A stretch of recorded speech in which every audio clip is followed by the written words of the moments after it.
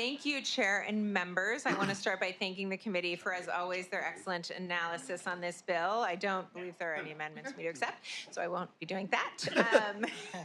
Although you remember for this one. Exactly. But, this bill is really critical because what we're talking about here is data.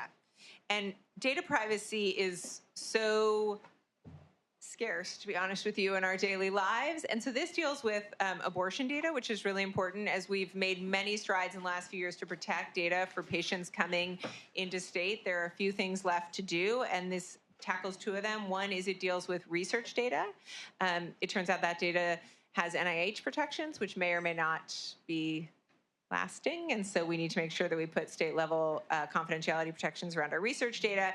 And then secondly, it deals with geofencing around healthcare facilities. We have that just makes sure that we're not tracking people into and out of reproductive health clinics. It does have an exception for the safety and security of the clinic, of the workers, of anyone, but other than that, you can't track people for marketing purposes or whatever the case may be, and then give that data away so that they know who is entering our facilities. And with me today is Jennifer Chase, Legislative Director of State Government Relations for UC Office of the President. Thank you. Good afternoon, Chair and members. My name is Jennifer Chase, and I'm the Legislative Director at the University of California Office of the President. On behalf of the University of California, I'm here as a proud sponsor to express our support of AB 45. When UC physicians provide care to a patient who's traveled from a state with restrictive policies, they feel confident that there are laws in place, from HIPAA to several California laws, that protect that patient's health information from a subpoena by someone located in another state who may seek to punish her for seeking care that's legal in California but possibly illegal in her home state. However, UC researchers do not share that same confidence when performing research outside of a healthcare setting. Many UC researchers conduct survey and interview-based research on people about their reproductive health experiences, including research specifically evaluating the effects of the new state laws enacted since Dobbs versus Jackson Supreme Court decision. This data can include information about contraception, abortion care, and other individual care information.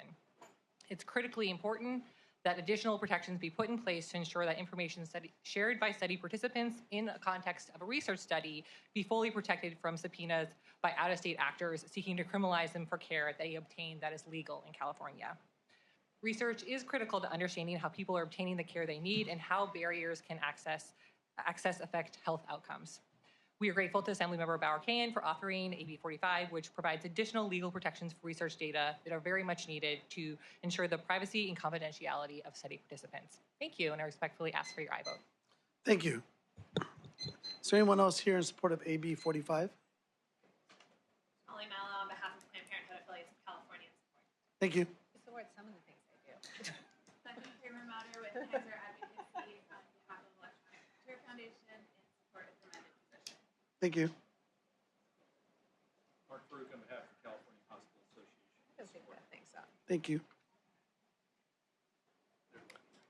Was it on or no? Is there anyone else here in support? Is there anyone here in opposition to AB 45? 45.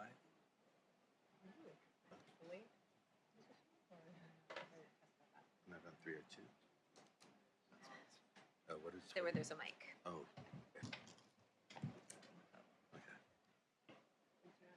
You can come up. Hi, my name is Alexandra Snyder, and I'm here today on behalf of the Life Legal Defense Foundation to oppose AB 45. AB 45 is a direct assault on First Amendment rights. Its purpose is to silence constitutionally protected speech and shield abortion providers from accountability. The bill does not protect privacy, it punishes free speech. It penalizes the use of common technologies like geofencing to communicate offers of free medical care, housing, and material support to women considering abortion. Make no mistake, AB 45 is designed to ensure that the only message a woman hears about that a woman hears near an abortion business is that abortion is the solution to an unplanned pregnancy. It intentionally cuts people off from other choices and services that are available to them. That is not protecting privacy. It is called viewpoint discrimination and is unconstitutional. AB 45 also gives abortion providers an unprecedented shield against public scrutiny. It imposes new massive penalties for using lawfully obtained information to document activities outside abortion clinics. Even even incidents as serious as women being transported away by ambulance. No other industry in California, not hospitals, not pharmacies, not surgical centers, is given this legal right to hide their activities from public view. AB 45 mandates harsh penalties for engaging in First Amendment speech, exposing ordinary citizens and advocacy groups to significant legal risks. It invites abusive lawsuits by authorizing civil actions without any real showing of harm, which chills free expression under constant threat of litigation.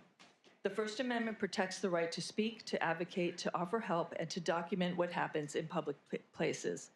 AB 45 violates these protections, and it does so in a way that uniquely benefits a single politically favored industry at the expense of vulnerable women and the public good. I ask you respectfully to oppose AB 45. Thank you. Is there anyone else here in opposition to AB 45?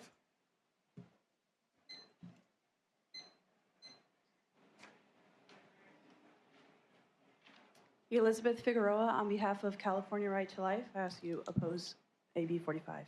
Thank you. Right, we'll bring it back to committee. Assembly Member Zuber.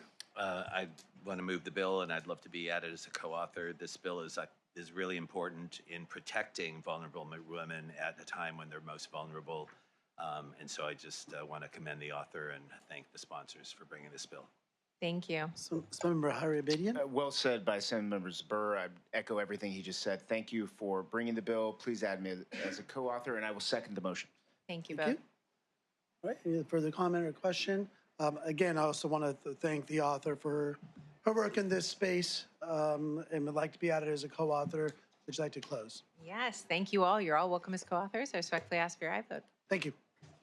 Motions do pass to appropriations. Calra. Aye. Calra, aye. Dixon. Barakahan. Aye. Barakahan, aye. Bryan. Connolly. Garabedian. Aye.